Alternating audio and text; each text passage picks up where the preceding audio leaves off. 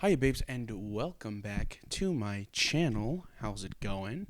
Now, before we start, and I've never done this before, but let me address the elephant in the room. If you haven't followed this channel or the very little on this channel, I have a bit of a habit of making a video and starting that video by saying, "Hey guys, I'm back," blah blah blah blah blah, and then posting it and then not posting for 6 months to a year. So this time I'm gonna avoid saying things like, "I'm back, I can't wait to make more videos," blah blah blah, and I'm just gonna welcome you to this video specifically. So I've been traveling a lot lately for wrestling. Wrestling is one of the things that I do, and because I've been traveling so much, I've never been the type of person who can listen to music when I travel. It's just my brain needs dialogue-based things. So I've been going through a lot of podcasts and YouTube. Scrolling through the backlog of some of my favorite YouTubers, a trend I noticed from a few years ago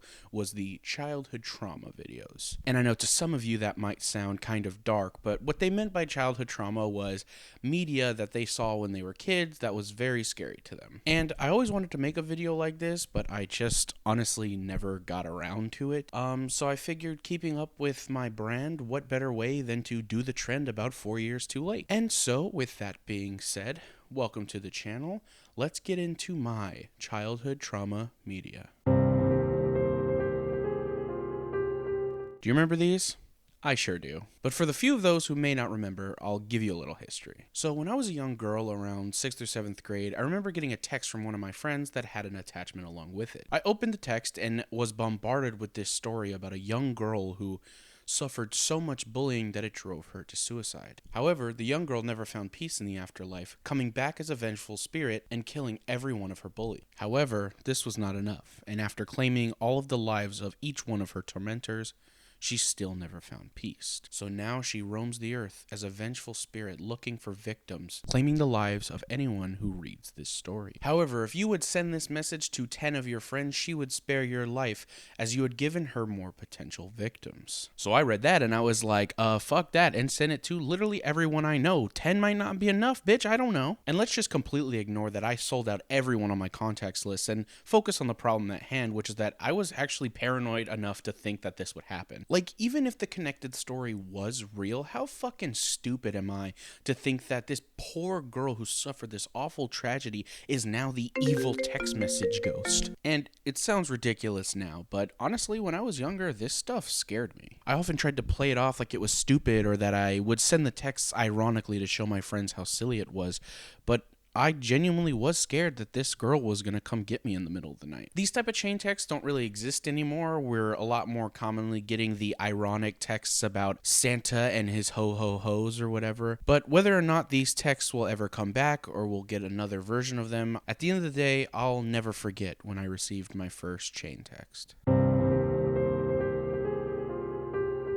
Okay, so speaking of scary things that were going around when I was in middle school, this video was floating around the same time of these texts. The video would start and you would see a living room of sorts that had sort of a green hue over it, almost as if it was being filmed in night vision. It was completely silent, not much really happening, until finally a rocking chair in the living room began swaying back and forth on its own. It grabs your attention just enough to suck you completely in, and then, bam, Exorcist's face jumps out and scares the life right out of your butt. And I absolutely hated this kind of shit, and I don't really know why. Let me explain. I love haunted houses. I love walking through a spooky environment, building up that tension, and then getting jump scared by some theater kid volunteering their time on Halloween night. I even love playing horror games where, with the occasional exception, are completely just jump scares. So why do I love these things but hate jump scare videos? And honestly, I don't know, but if I had to guess, I think the answer would be the lack of control in the experience with something like a jump scare video.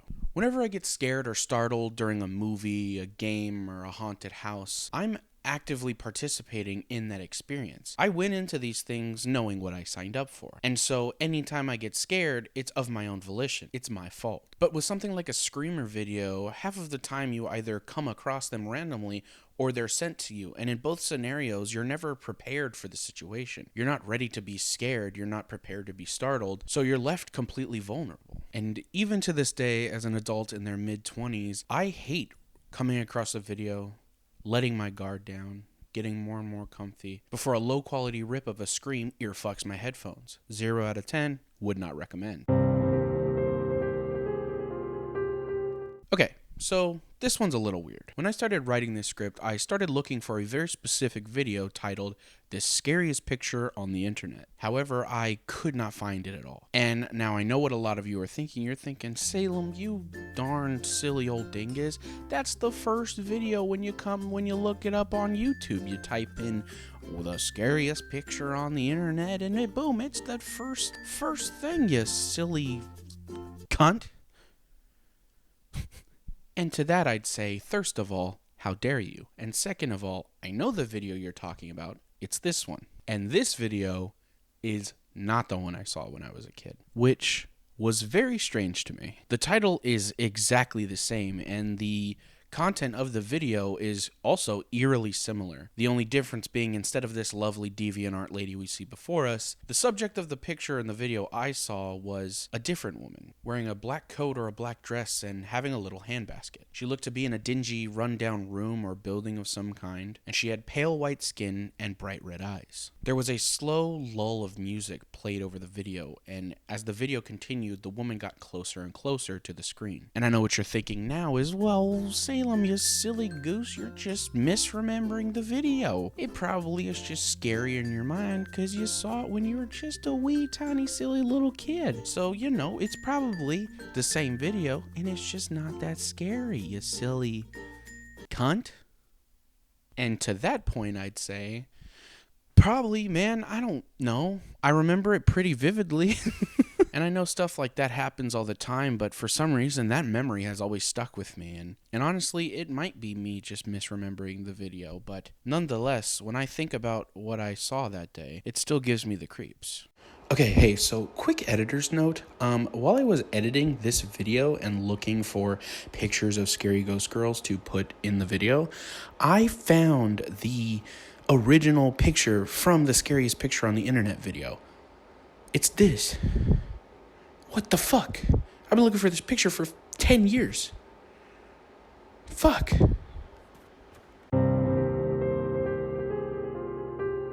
Someone has to agree with me on this, right? Fucking look at this shit, dude. So like all the other cool kids out there, yes, I watched Adult Swim. Like the true edgelord I was, I waited until my mommy and daddy went to bed before turning on Adult Swim and always making sure to have the George Lopez show loaded up on the recall button. And I'd watch the classics, man. Family Guy, Moral Oral, it was a lot of Family Guy. But then, there it was.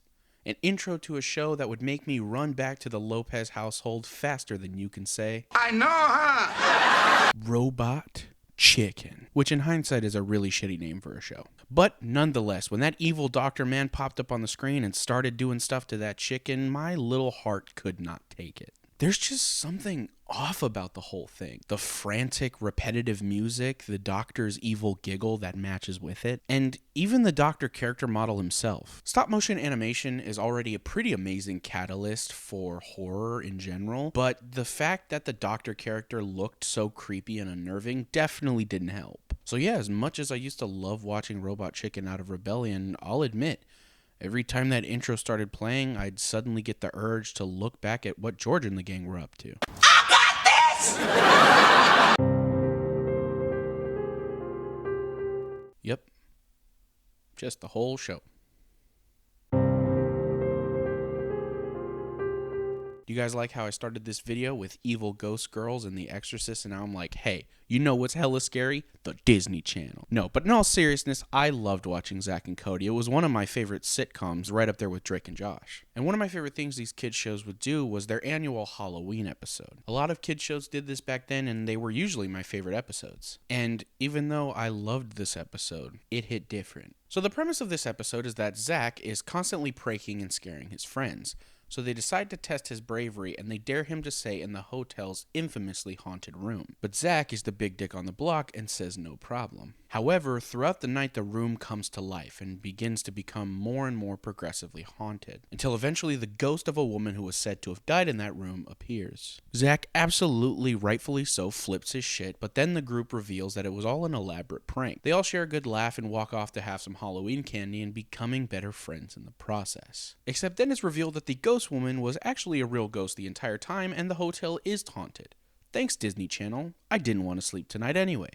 Something about this episode just stuck with me. It really creeped me out, and honestly, this ghost woman really rubbed me the wrong way. Hey, you know what I always say? I love it when ghost ladies rub me the right way.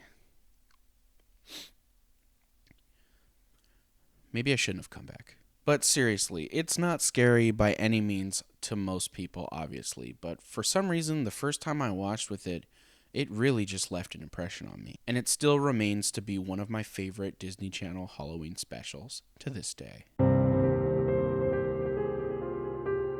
Okay, so there were a lot of moments I could have gone with from this show. Flapjack was definitely one of those shows that pushed the envelope in terms of disturbing things you could show to kids. But I decided to go with a scene from Season 3, Episode 4. The episode opens up and Flapjack is hanging out on the docks, being himself. Goofy, normal, just hanging around. But then we notice that he's playing with a cat. Everything seems to be all fine and normal until we cut to a close-up shot of the cat. That sure was fun, huh, kitty? And this shit is not okay, like at all. I rewatched this episode for this video, and it still freaked me out. Like I said, Flapjack was known for showing a lot of shocking and disturbing imagery to kids, but this was just next level scary. I legitimately screamed and ran out of the room the first time I saw this, and honestly, I'm just glad I watched this episode during the day, because if I hadn't, I don't know if I ever would have been able to watch Flapjack ever again.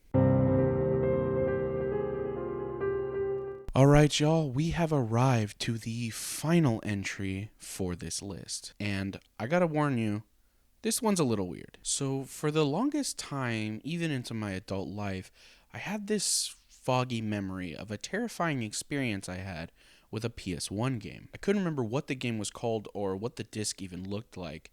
All I can remember was putting it in and sitting down to play it. There was no title screen. The game just opens up on this dark road. It wasn't completely pitch black outside. It was more like dusk. To the left of the road was a river with a lot of dead brush next to it.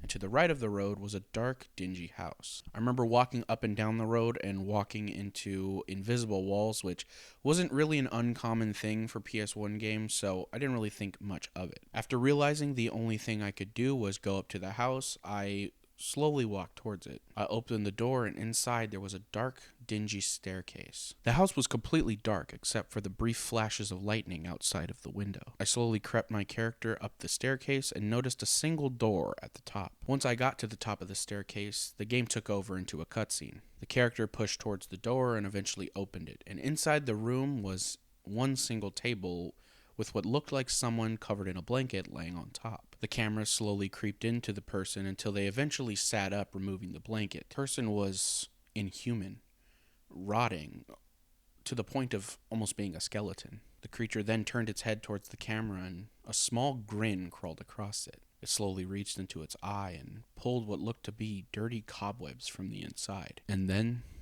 the memory just ends there. For years, I carried this memory with me, not knowing if it was even real. I didn't know what to think, I didn't know what to believe, so I just never told anyone. And then one day, I found the truth. The terrifying truth.